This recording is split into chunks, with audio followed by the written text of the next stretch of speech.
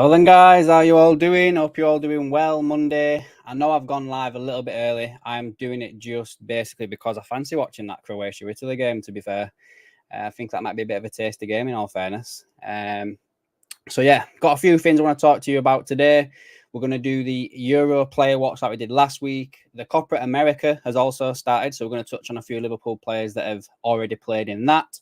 Got some youngsters that we need to watch potentially in the team that could help Liverpool, make the breakthrough this year. I've got a few stats and everything like that. And then I was just going to touch on a few transfer links also, guys, in regards to all this. So we've got Martin in the chat with us and also Gary Richardson. You're right, boys. Hope you're all doing well. So yeah, first off, let's just touch on the Euro player watch. So I've got these little things that I made for you the past couple of days, not been doing nothing, So here we go. So obviously, Trent played for England. They drew 1-1 against Denmark. This is for the full Euros so far as well, guys. So he's got 86% passing accuracy for the first couple of games of the Euros. He was subbed off after 59 minutes in the game against Denmark, which apparently is the earliest that Gareth Southgate has ever made a sub in a tournament, as far as I'm aware. That's what people have said anyway. Cheers, Martin. He's got 25% crossing accuracy, which I think is pretty poor for him. He only completed 3 dribbles and he's only done 6 ball recoveries as well. Now, of course, he's obviously playing a different position to what he normally does play. He's playing in that midfield. And I do think he's coming to a fair bit of stick, and as many people are saying that this Trent in midfield for England has not worked, I would say that when you saw him come off the pitch the other day, if you look at the stats, so when he came off, England didn't really do much in attacking sense since when he came off or anything like that. So, yeah, there's that there with Trent. Then we had Robbo. Now, unfortunately, Scotland are now out of the Euros. They were defeated 1-0 by Hungary. In total, he played 269 minutes. He won a third of his tackles, and he had 15 ball recoveries also. And he had 0 attacking stats for the whole time of the Euros that he played in as well. So that's a little bit poor for Robbo, I would say, in relation to all of this. As they say, Richard the Red I have a feeling Trent will link with Bellingham at Real Madrid soon. I don't think so. I hope not. I don't think... I think we've got to be careful with that because we tried that, didn't we, with the whole Bellingham were getting on with Henderson and Trent coming to Liverpool, and that didn't go that way, did it? So, let's just wait and see what actually does happen over the course of this. Gareth here, evening, Gareth. Hope you're all okay. So yeah, next one. What was the next one? Oh, it was Dom, wasn't it? Same game against Scotland. So yes, Dominic Szoboszlai played in this game. They are currently third in their group.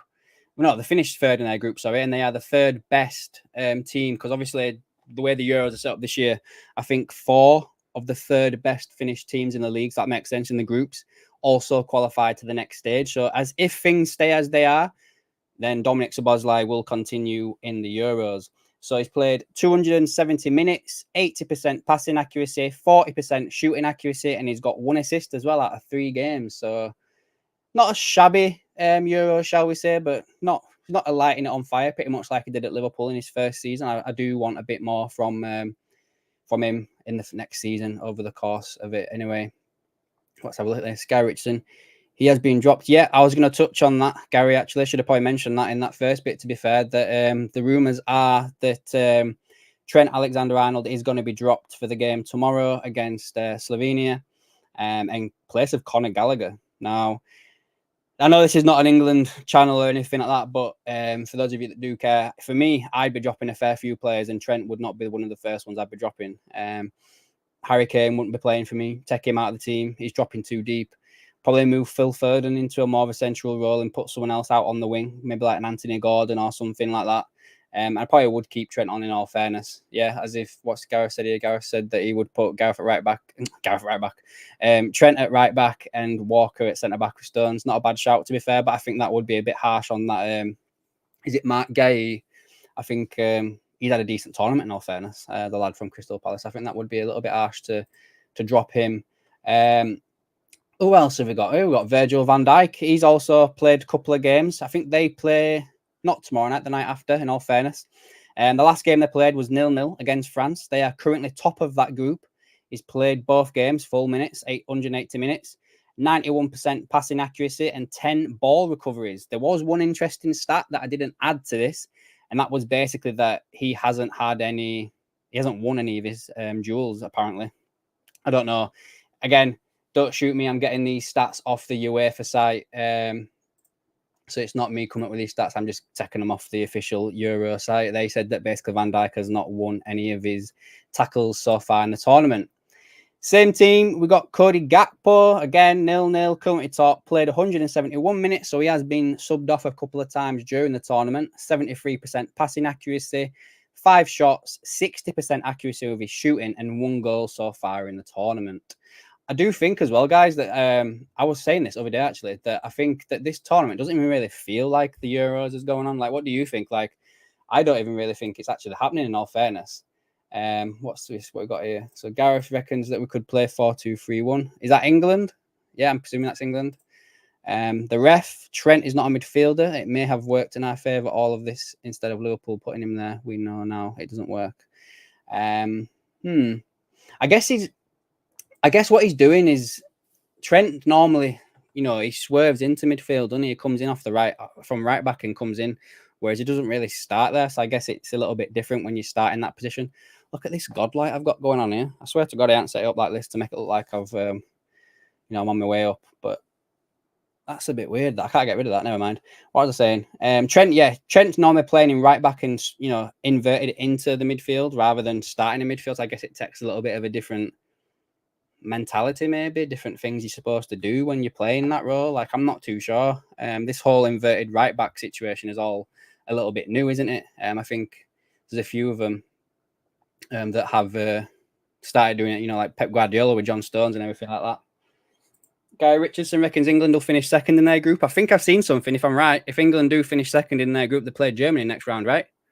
Am I right in saying that? Will someone check for us in the chat? I do think if England finish second, they play Germany in knockouts. I'm sure they do. What's Martin saying? His team was robbed yesterday. Is that Scotland? Ugh, robbed. Ref's back again, is he? Put Trent in goal then. Yeah, we could do. Couldn't we? What was your comment on my video earlier on? You mentioned something about him being... What was it you said? Salah. Put Salah in there because he's always diving about. Not calling you out or anything there, ref. Hey, we got Brian Partridge with us. All right, Jack, Brian, hope you're all doing right, mate. I don't know how you can support players you hate on a weekend, especially when they don't even play for the badge. Oh, come on, Martin. I know, mate. I know. Sometimes, though, I don't really fixate on what the players... I'm not talking about the players, am I? I'm not talking about the players from other clubs, really. I'm talking about... This is all about the Liverpool players, Martin. It's about the Liverpool players for England and how they're doing. I will put my beanie back on if I want to put my beanie back on, but I don't know about you, but it's fucking boiling in here. So I had to put a note on. I've got these lights beaming down on me, never mind, without heat outside as well. So where are we up to anyway? I think, was that pretty much it for Euro stuff for players? I think it is, isn't it? What about, guys? What do you think? Do you reckon, has any Liverpool player for you had any good Euros? Like, I can't really think of one, really, as a standout player for Liverpool that's played well this Euros. I guess with Robbo going back early, it's a good thing. He gets a bit of a break now and he can report back to pre-season training for Arne Slot a little bit earlier as well. Brian's enjoying the live. Good to hear, mate. Good to hear. People ask why I follow Scotland. I say because all my favourite players win. That's true, I guess. Like Dalglish and that. That's not a bad shout, Robbo. Well, Gary McAllister. Yeah, Gary McAllister. Who else? Alan Hansen. Oh, of course. I can't believe I've just dived into this and not even mentioned anything about Alan Hansen. Oh, that is so bad of me. Basically, guys, Alan Hansen as well. I did it in the video earlier on today. For those of you that have not watched it yet, he's being discharged now from hospital. So that's a good thing, basically. It's good to see that he's recovered so far. There was people worried a little bit that he may not have come out of hospital, I guess, to be fair. But then we saw like Graham Souness saying that he'd spoke to him and he had a bit of a laugh with him and everything like that, so he knew he was going to be okay. So yeah, What's this here? Gary, yep, Nunes is scoring, Gary. We're going to cover that in a bit. Yep, Martin's not well. What Martin? He is a scouse. He is a scouse. What was I saying? Yes, Alan Hansen. I hope he continues to recover back at home and everything like that. That's a bit shit of me that doing that. I should have started off with if that was the plan anyway. But I've had so many things in my head before I started this stream. I've completely forgot about it. Not gonna lie, guys. I am not going to lie. So next up, since we've had Gary touch on this play, we'll talk about it now. So the Copa America has started. We've only had a couple of games so far that's been played, not many, but we've had a few Liverpool players already show the face in the games and everything. So we had, I nearly said Gary McAllister there just because of what Martin said. We had Alexis McAllister. Now, Argentina won 2-0 against Canada. McAllister did get an assist. He had 89% passing accuracy. Look at the state of that spelling there. 25% successful dribbles. He won 50% of his ground duels and 100% of his aerial, and he had 7 ball recoveries. Now, I did look at where he was basically playing a fair bit, and McAllister seemed to be playing more in a attacking place. I think he wasn't as deep as he has been previously for Argentina and for Liverpool lately, so he was able to get forward a bit more and show off his passing ability. And as I said, they did lay off an assist in that game. So all being well, Argentina normally do go quite far in these tournaments. I think they are the reigning champions, if I'm not wrong there. So we may not see Alexis McAllister for a fair bit if Argentina do get pretty far into this. So I'll catch up on some of these comments because I can see them all popping up. Nunes confuses me. Yeah, we'll cover him in a minute.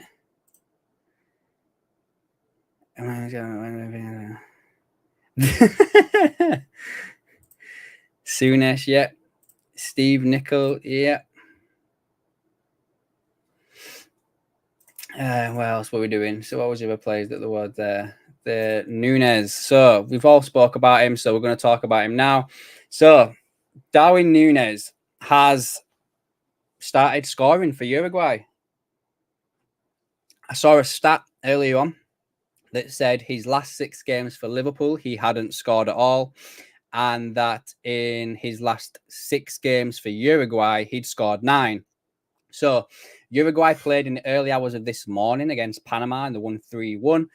He got 1 goal. He had 60% shooting accuracy the whole match, 77% passing accuracy, 40% successful dribbles, and he completed 2 dribbles. So he didn't really do too much, I guess, in the match, in all fairness. But Darwin Nunes, he is starting to find his feet again, which I guess is good. He's also got a new haircut as well. Have you seen it with his I can't remember what it's called now. Is it like cornrows or something like that? Cornrows. It's got something like where his hair's like plaited back and everything like that. So maybe he needs to do something like that, Like I remember, people were saying he should cut his hair and everything, and I was like, well, last time a Liverpool player cut their hair from long to short was Fernando Torres, and we all know how that ended up going towards the back end. No worries. See you later, Martin.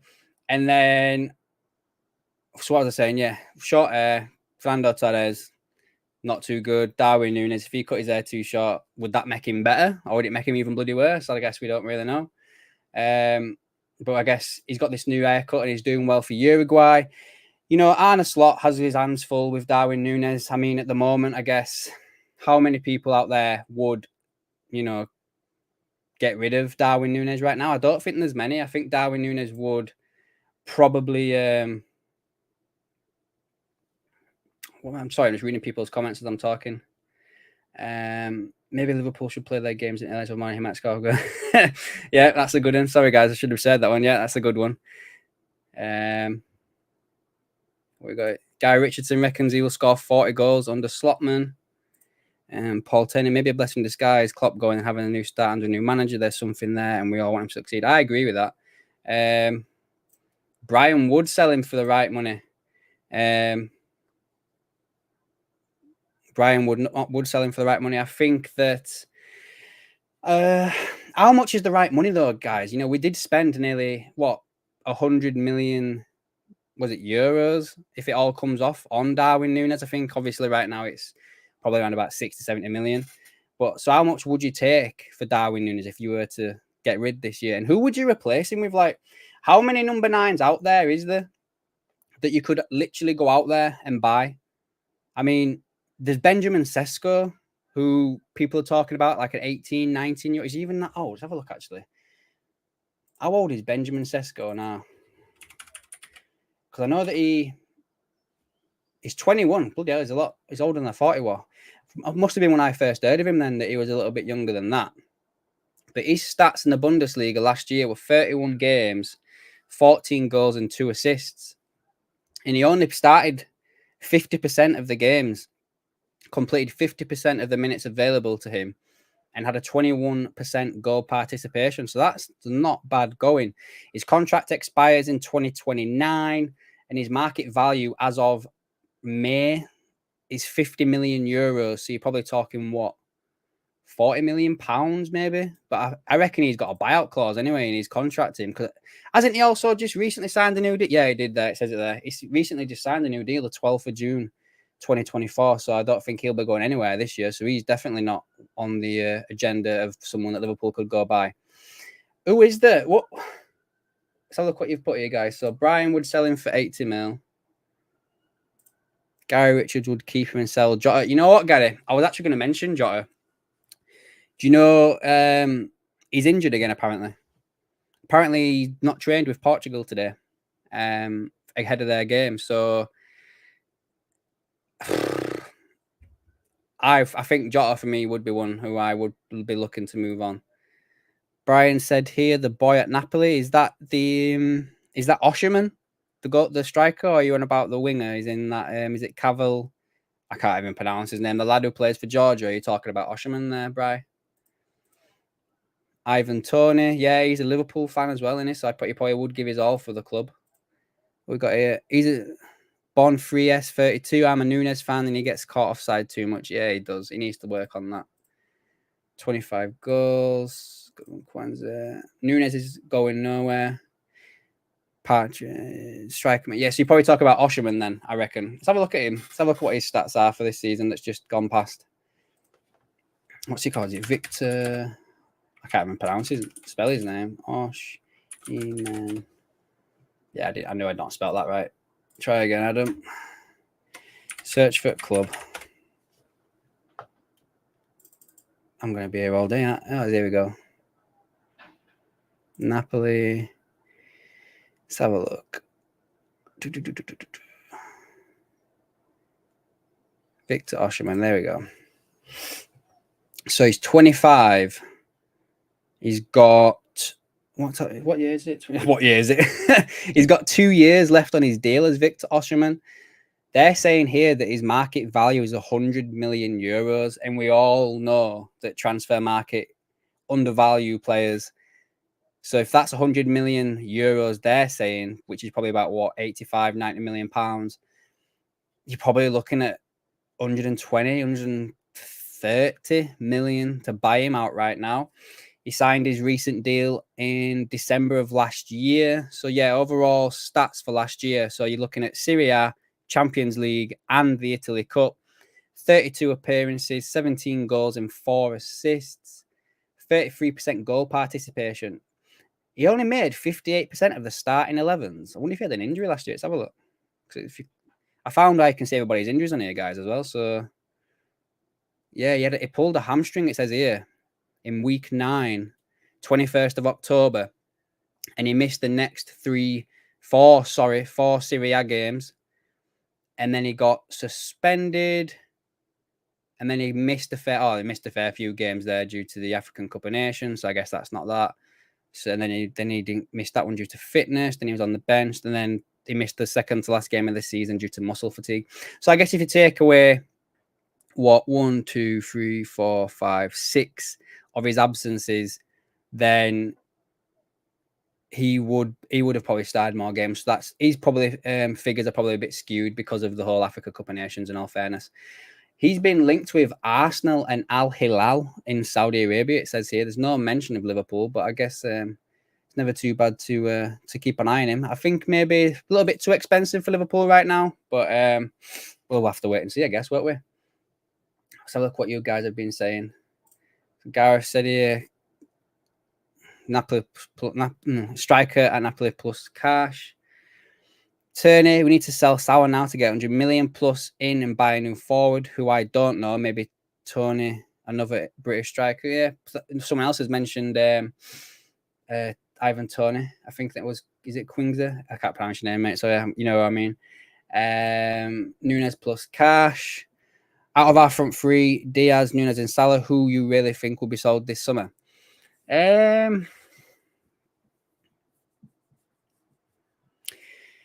think the obvious one for me would be Salah, but I guess when you've seen comments in the past of when his contract's been expiring and everything like that, in regards to, you know, his not want, if they don't get a contract sorted out, Liverpool won't be able to sell him just so they can make some money. Like they would leave literally for free.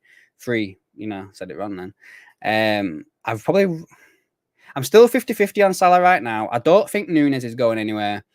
I'd probably say Diaz, but if he just wants to go to Barcelona, then that move ain't going to happen at all. So, if Diaz has got no other suitors other than Barcelona, I don't think we sell anybody. Maybe Jota if we can move him on. And I know that's a lot of Liverpool fans won't agree with that because of he's probably our best finisher, you know, when he's on the pitch. But that's the problem. Like he needs to get on the pitch, and he can't even stay fit for the Euros right now, by the looks of it. So I'll have to just wait and see. Gary Richards has said the Feyenoord striker would fit the system. Are you talking about Jimenez there? Is that Santiago Jimenez? I think that's his name. Yeah, he had a good season over there. Apparently, Arne Slot did do a lot of his studying. He's like a bit of a case study for him in regards to how to improve strikers. And I kind of look at him in a, you know, as a way in where he's a case study for me, where I would look and see what Arne Slot did with him and what he could potentially do with Darwin Núñez. That's where I kind of look at it there. Paul Turner is put Cole. You talk about Cole Palmer there, ref. You'll have to let me know which Cole you're talking about there. Tony is too old. Edwards will never sign a 29 to 30-year-old, probably. In all fairness, I agree with that. Núñez is better. Núñez is better than who? Ref hopes that Salah gets sold. Yeah. I don't hope it. I hope he signs a new deal. But if he doesn't, I hope he gets sold. Diaz will be sold. Yep. And Rafinha could be going to Al Hilal for 90 million. If they can sell him for 90 million, then they will be signing Luis Diaz. I can. Yeah, I can imagine that would raise the money for Luis Diaz. In all fairness, would that? So, guys, I think I covered everything off for the Copa America there.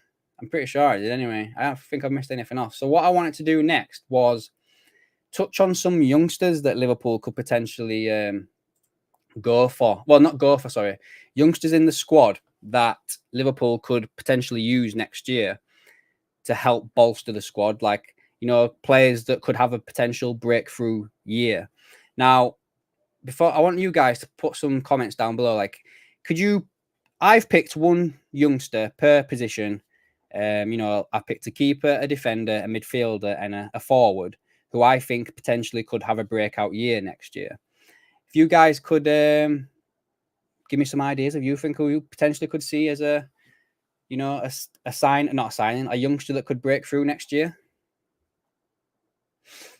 What's this here? No signing yet, so I hope Slot is having a good say in signings. Yeah, hope so too, mate. Tell you what I'll do, guys. I'll load up this sheet. This is my sheet. This is the youngsters that I have picked out per position that could potentially have an impact on Liverpool this upcoming season. Let me just move that banner because you can't see the bottom bit. So what I've done here is, if you watched my video earlier on today, I did mention how I think Liverpool, I'd had a few comments on this as well, basically, as well, that Liverpool could find themselves in a potential goalkeeping crisis, shall we say, because we've seen that Adrian's apparently moving to Real Betis on a free transfer come the end of the year, end of the month. You know, his contract expires on the 30th of June. So we'll probably get confirmation of that by end of week if it happens or if it doesn't. Kelleher is obviously rumoured to be looking for, and he's not even rumored, like he's made comments as well in regards to wanting to go and play more first team football elsewhere. So Liverpool could find themselves, you know, in a position where they've literally just got Alisson as their goalkeeper for next year. And I know we've obviously got a few youngsters and everything like that, so it wouldn't be the end all be all. But let's just have a quick look at Alisson's stats for last year, guys. I wanted to just bring it to your attention of how much he actually missed last year. So yeah, obviously his contract doesn't expire for another 3 years. This is Alisson I'm talking about. All in all, last year he made 32 appearances, 32 goals conceded, and 11 clean sheets. Now, when you look at his injury record, if it loads from it, there we go. So last year in the Premier League, he missed 1, 2, 3, 4, 5, 6, 7, 8, 9, 10 Premier League games last year, guys, due to injury. And, you know, obviously that he didn't play much in the cup games because that's when Kelleher was playing and yada, yada, yada. But I do think as well, wasn't there a stat at some point last year that Kelleher overtook Alisson on how many games they'd both played and everything? So basically what I'm trying to say is, guys, is he had a hamstring injury from the 17th of February all the way up until the 7th of April. He had a hamstring injury. Now, can Liverpool really risk going into next season with not a quality backup or someone like that for Alisson in case that happens again, if Kelleher was to be moved on? Let me just have a look.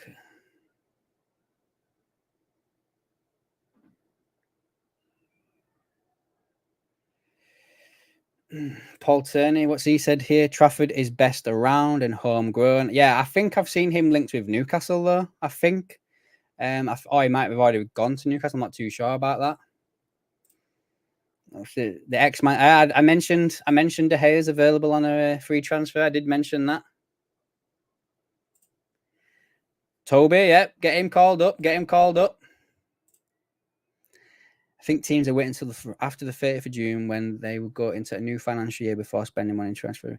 Yeah, there's that as well. I guess there's also the fact as well in regards to you don't know whether or not a player is going to get injured. So if Liverpool were to go buy a player, any of these summer tournaments right now, and pay out a decent amount of money, they could go get injured next game and they could be out for absolutely ages. So I guess you don't really want to take that risk either. So if there's any players out there that Liverpool are after, I guess the sooner their team was no longer in the said tournaments, then we may see a bit of movement on that as well. So just getting back to this in regards to what way has it gone now? The youngsters. The goalkeeper I've picked out here is Jaros.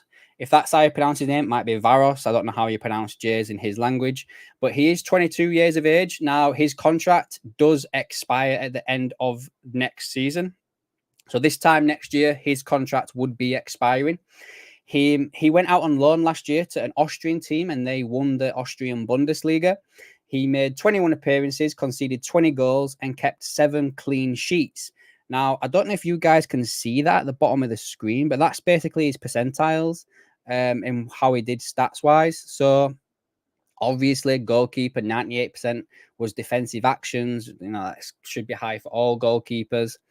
Aerials contested, you know, he didn't win that many of them. So that's, you know, when a goalkeeper's come out for a high ball, corner, whatever, cross, he only like won 52.3% of them. So that's a little bit of a niggle, I would say. He doesn't come out too much off his line. So, you know, 47% of the time, that's how many times he did that. His passing isn't the best at just over 55%. His long passes as well, 0.6% isn't that too cracking, but you know, he doesn't really hit the long ball, should I say, that often. He keeps with the short passes at 98.6. And he played 1,365 minutes last season. So he was playing a fair bit also. So for me, I know there's a few people that were calling out for the young Brazilian goalkeeper in regards to potentially someone that could step up, Marcelo Pitaluga, if that's how you pronounce his name. Now, he went out on loan to an Irish side, if I'm correct in reading this. And it looks like, if I'm looking at this correctly, he only made 4 appearances in the league, conceded 6 goals, 1 clean sheet, and got booked twice in 4 games. He didn't do any of them. He made 2 appearances in a cup games, conceded 2 goals, 1 clean sheet. 2 appearances in an Irish Cup. I don't know, is that Leinster Senior Cup? 2 appearances, 1 goal, conceded 1 clean sheet. And what's this? The President Cup, he made 1 appearance, conceded 3 goals.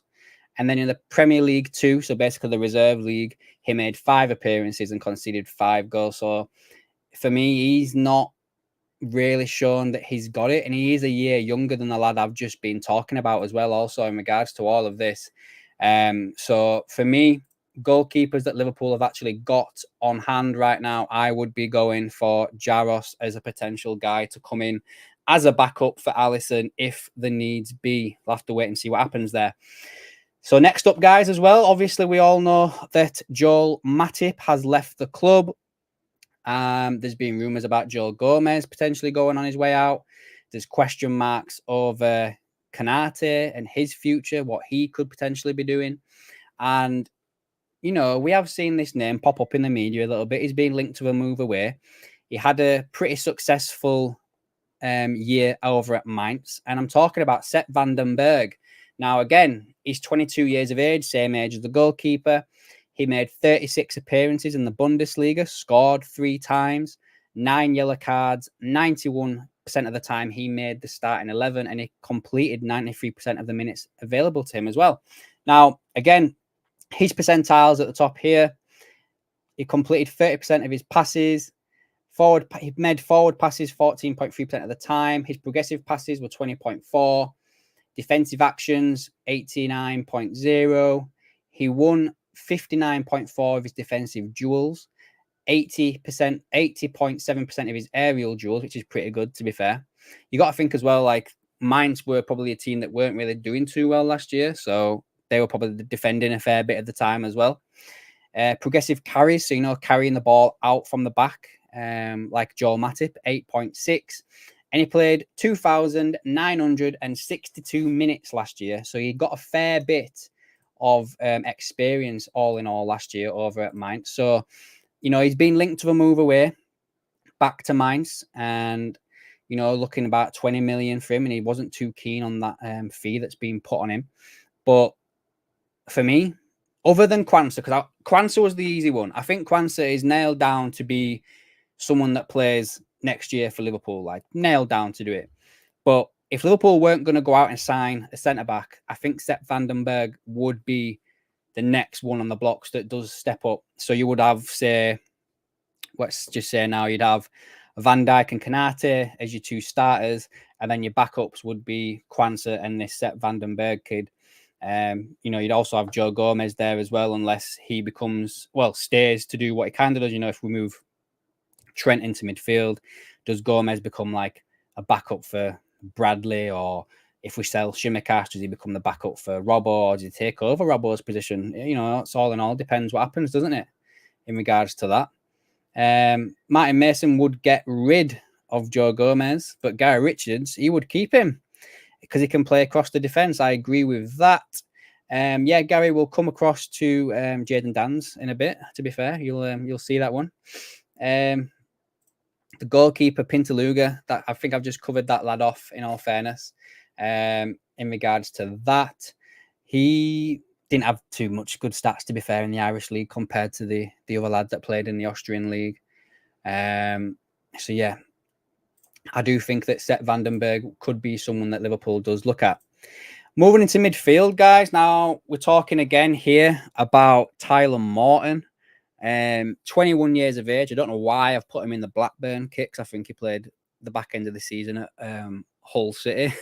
So I don't know why I've put him in the Blackburn kit. 41 appearances, 3 goals, 5 assists, 8 yellows, 1 red, 83% of the starting 11s, and completed 79% of the minutes available to him. Let me just get rid of this thing at the bottom so I can read his percentiles. So, yeah, there you go. As you can see, Hull City. Don't know why I've got him in a Blackburn kit.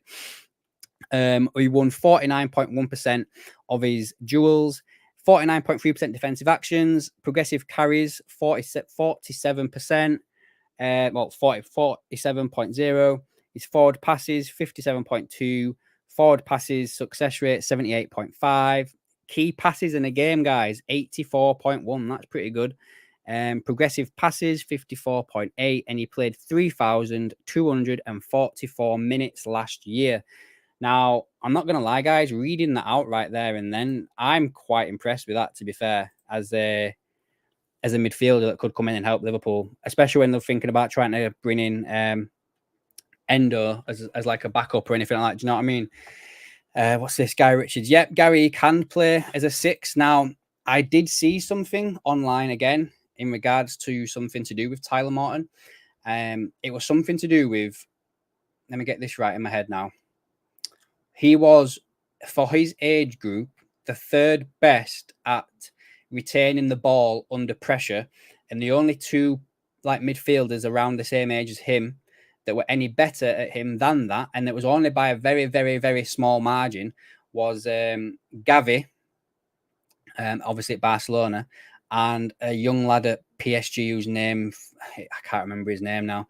But them 2 were the only players out of all the top leagues in, out of all of Europe, basically, because he was obviously wasn't playing in the top league, playing in the Championship, that were better than Tyler Morton as a 6. Now, with that bear in mind, I could see Tyler Morton getting some time and some play, especially in pre-season. We'll have to see how he does.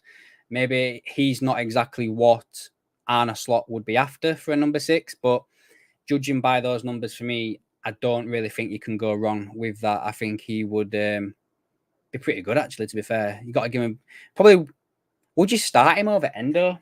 That's a question for you guys. Like, if you had a choice, say we don't go out there and buy a 6, like I would like Liverpool to go and buy Yusuf Fofana, in all fairness, but let's just say that doesn't happen and Liverpool are stuck with Endo and Tyler Morton as a starting number 6.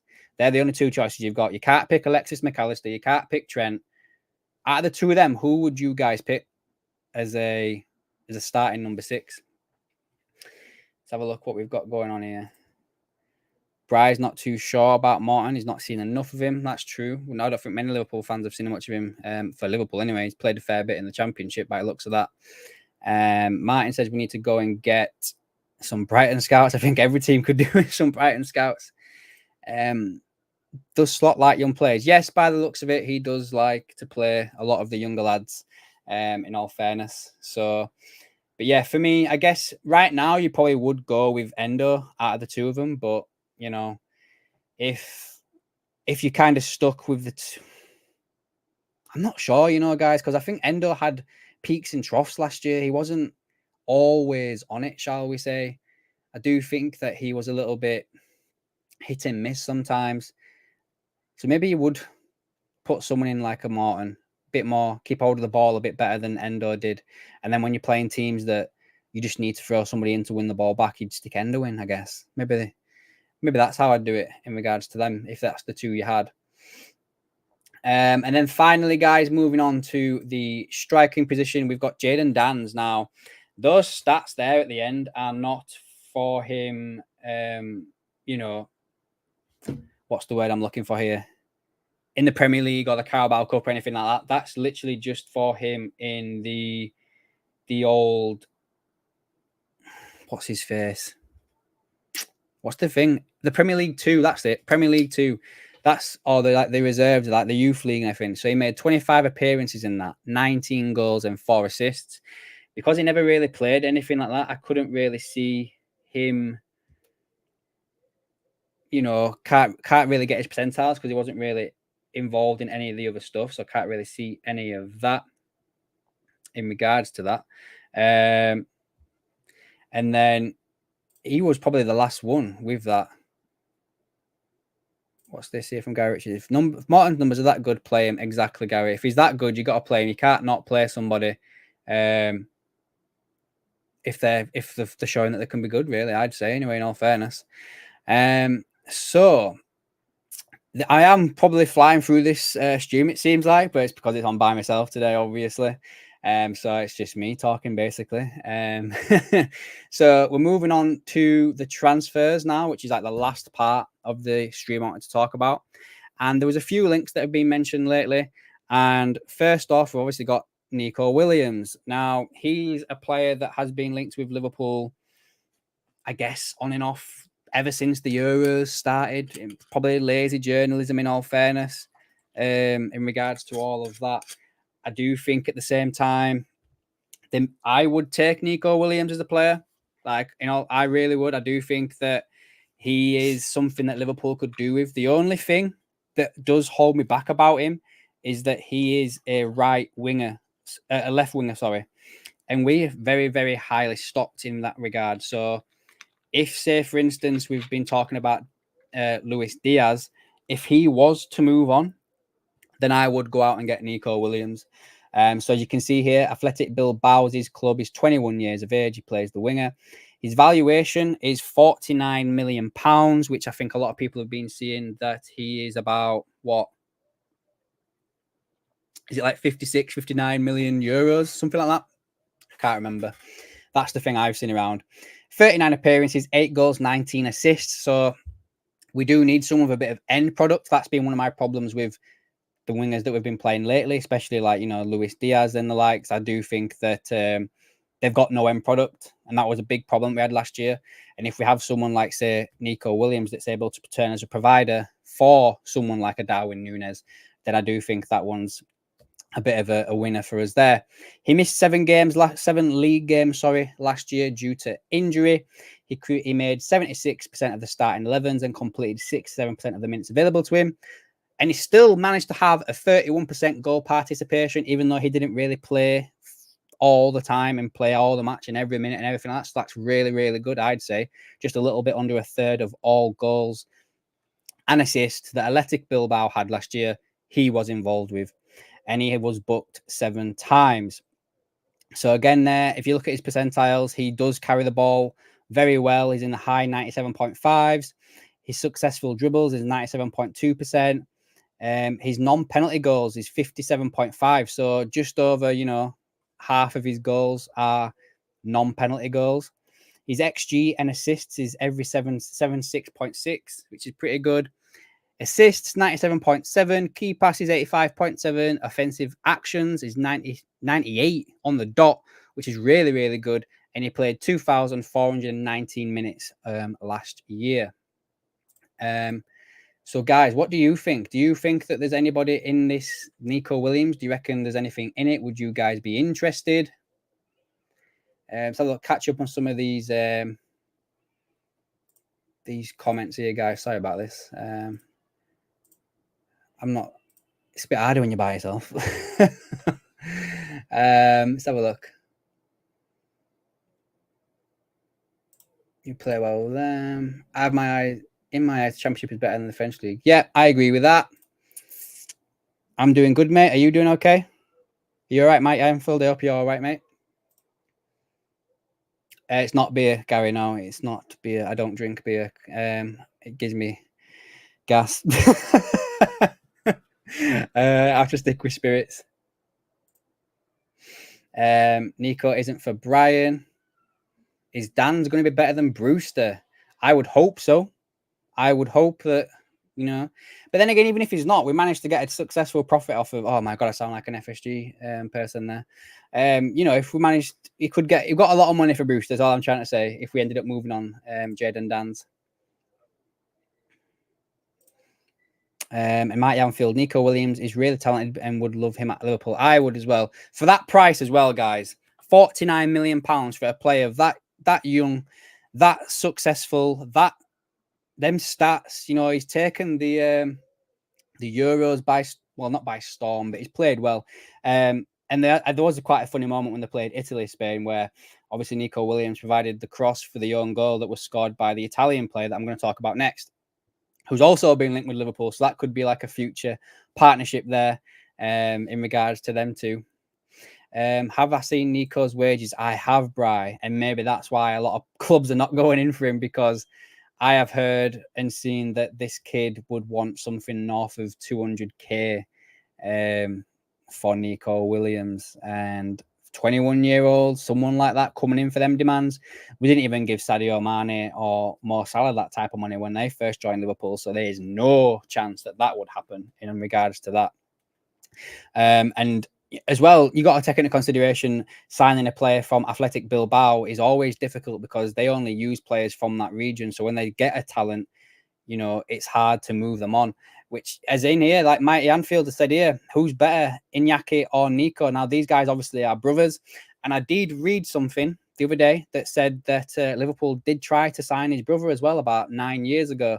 They had contact with the club, but he was in love with Bilbao and didn't want to move on. So is his brother going to be in the same sort of headspace? I know there has been recent comments that he said that he doesn't understand why there's all this talk about his future. He's only just recently signed his new deal. So why would he want to, you know, move on to another club when he's just signed a deal here at Bilbao? Like, but, and it's one of them as well, you know, in regards to this. They just, if you pay the release clause, which the MOG is asking how much the Bilbao want. He's got a release clause of about 49 point something million pounds. So it's very, very cheap in regards to a player of this talent. But it's just, it's all right, you're going and paying that, but then there's the player wanting to move.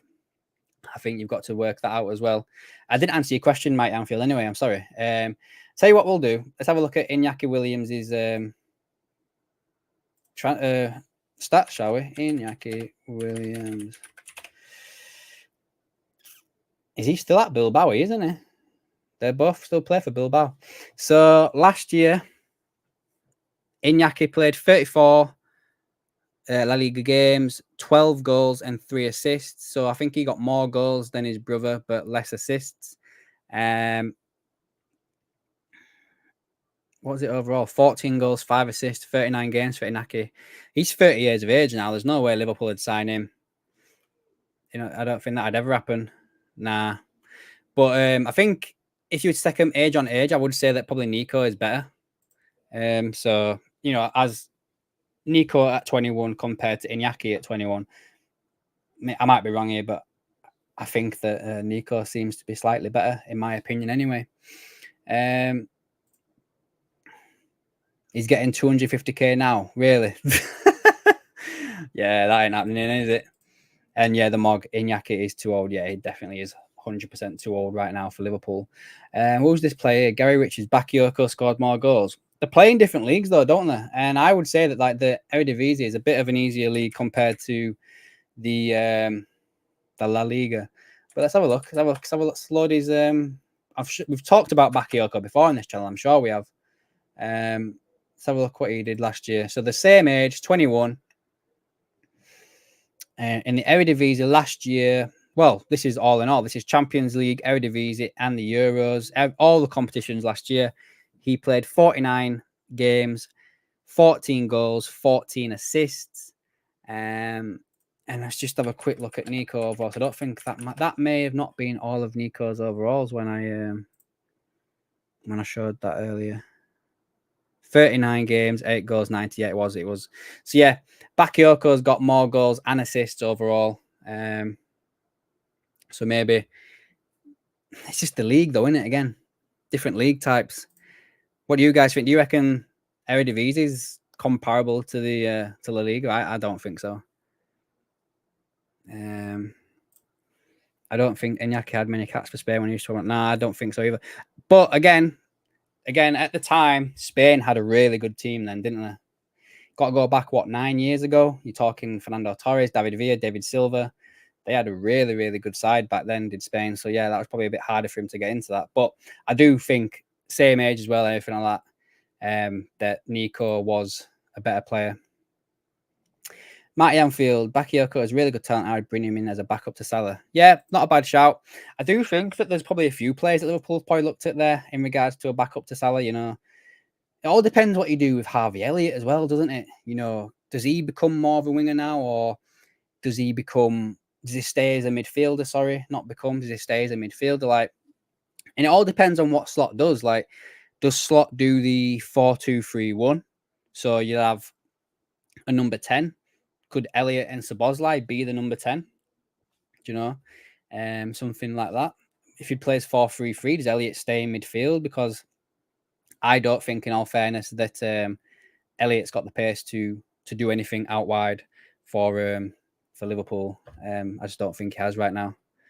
Um, the Morg Elliott is too slow to be winner. Yeah, I agree with that. Brian Partridge, the only benefit for Bakayoko is Slot knows him well. Yeah, agree with that.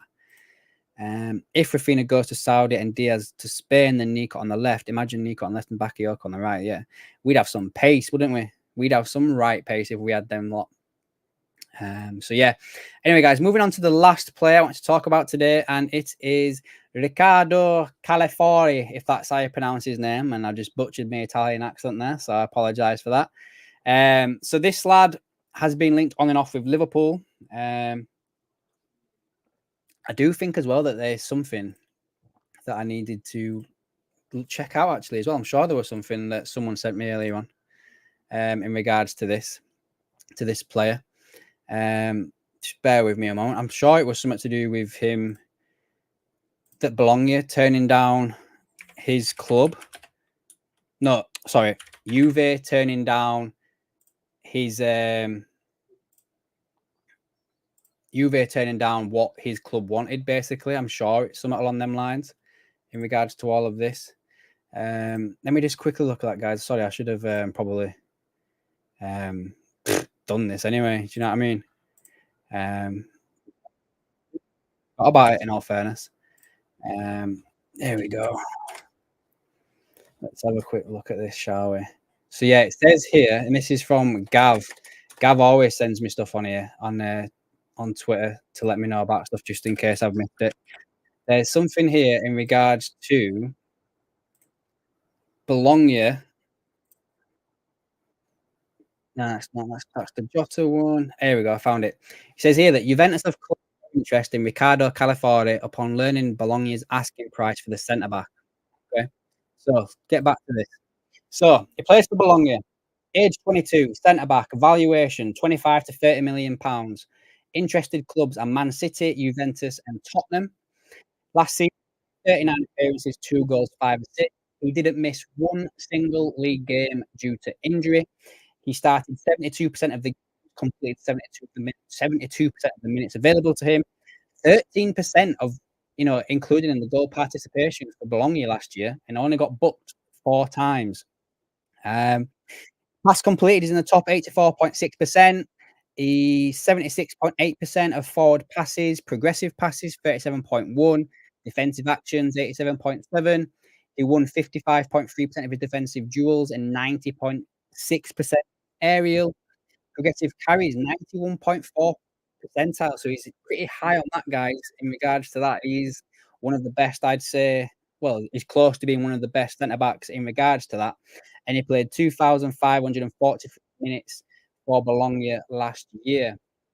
So, as I mentioned just previously, this was the guy that scored the own goal for Italy when Nico Williams provided the cross. So we could have seen there, guys. We could have seen there the first action of 2 potential Liverpool players forward, where Nico Williams provides a cross for Calafori, pronounce his name, to get a goal for Liverpool. Let's catch up on some of these comments, guys. I think Slot plays 4-3-3. If that doesn't work, change to 4-3-1. Yeah. What happened to Adama Traore? I think he's still at Wolves. I think he's still at Wolves. Calafiore. Calfiore. Am I saying that right? Calfiore. The Morg, you have to tell me if I'm saying that right or not. He's been all right the years he has. And I've not seen him play in the Serie A. I've seen, well, I shouldn't really say it because you could make any player look bloody good with these. But I've seen, some bits of him and everything like that on YouTube, and he looks like a pretty good centre back. To be fair, like he throws his body about. I saw him do a cheeky goal as well, where he chipped the goalkeeper. I don't know why he were doing it. Don't know what the context of the game was, but he charged forward into the box and dinked the ball over the keeper. So yeah. Oh, we got Rich with us tonight as well. Juve press suggesting deal cautious for. I didn't see that one. I did see that apparently they'd cooled their interest in him because of the price. So if that's the case, then yeah. What did I put for his valuation? Let's have a look again. Sorry, what was that? 25, 30 million. I'm a bit out there, aren't I? You're probably talking about 40 million pounds for him, I guess, if he'll come back at that. See, this is the problem when you've got tournaments going on. Liverpool could be interested in these players, and I know I just said something along the lines of Liverpool won't want to sign a player now because if they did, then they could potentially get injured and would maybe miss a few games. But then, if you're after a player and then they do really well in the Euros, then the price tag just goes up unless they've got a release clause. So it's one of them, innit? You can't. You've got to take a risk sometimes, I guess, in regards to that. Can't see if I've got back up on these. Liverpool don't have a good record with Italian players now. We don't. Balotelli, Barini, Aquilani. Aquilani. I remember when we signed him, and I thought, "Oh, this is going to be a good signing." And then I realised that he was bloody injured, wasn't he, when we signed him? Like, oh, yeah, you're right on that. Don't think I can actually name a good Liverpool player that's come from them. Oh, Rush when he came back from Juve. I don't know.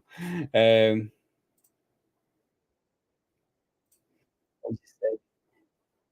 yeah, well, he got an assist, didn't he, by potentially another Liverpool player, Nico Williams. He set him up, didn't he? Andre De Sena, of course, of course. He wasn't too bad, I guess, was he? Didn't he score some really good goals at some point? The Man United, I think, at Old Trafford.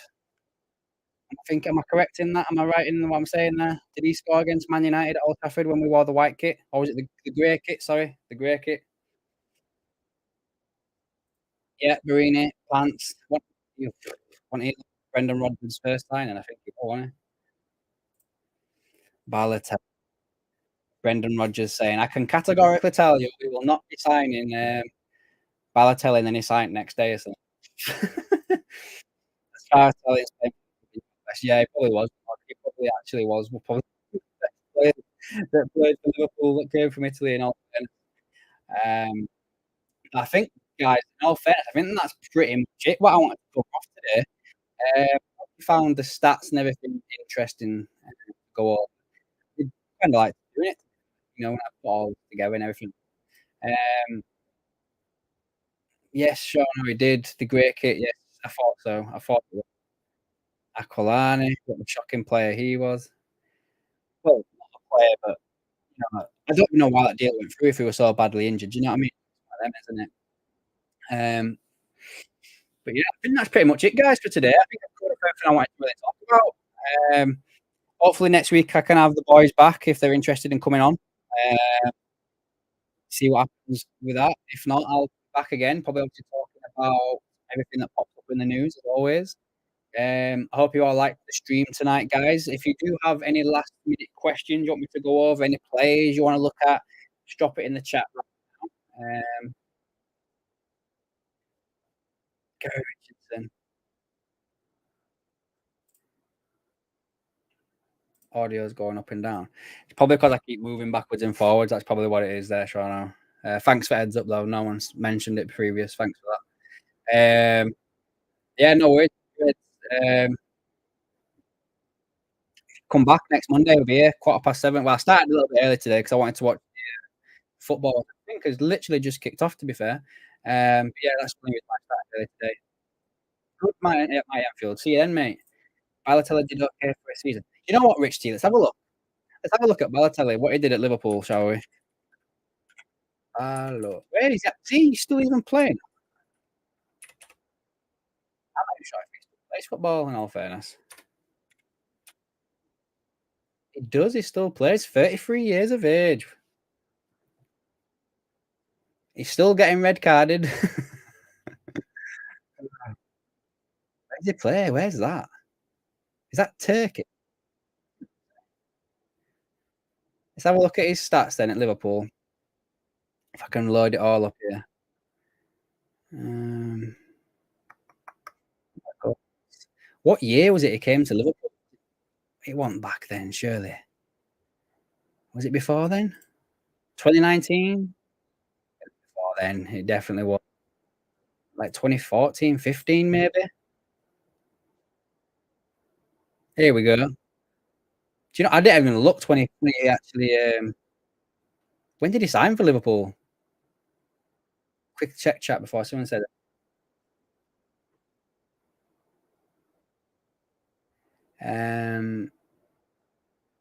Yeah, no worries, Matty Reds. Cheers, Bry. I don't really have any mods, no. Mighty Anfield, don't know. Don't have any. Probably a good shout. I think I gave it to like Bry. That was that was a while ago. So what's that? Early Riser, 2014 he signed. All right, let's have a quick look. Before we go, guys, let's just check this out. So this is the 14-15 season. Balotelli, all competitions for Liverpool, Premier League, FA, Champions League, Europa League, 28 games, 4 goals, no assists, 7 yellow cards. Well, at least he didn't get sent off. At least he didn't get sent off. Right then, guys, I'll leave it at that with you. I'm going to go watch the football now, in all fairness. Hope you've all enjoyed it, guys. I've done my best by myself tonight. All being well, we'll have a few people on next week. If anyone does have any suggestions, what you want to talk, what you want me to cover next week, if there's no news or anything, I'll obviously do the Copa America. I'll do the Euros just until they're over, and any transfer rumours that does pop up or anything like that. But if anyone wants to bob me a little message, what they want me to potentially go over, anything like that, hit me on X. My DMs, they are all open. And other than that, guys, we've been live today over on X, Twitch, and YouTube. So yeah, guys, I hope you've enjoyed it. If you are new here, subscribe, like it, and also share it, guys, to help grow the channel as best we possibly can. Until next week, guys, I will see you then. And I hope you all have a good evening. I hope England obviously win again tomorrow and get it all sorted out. And yeah, guys, I think I'm going to leave it there for now, and I'll hopefully see you all next week. See you then, guys.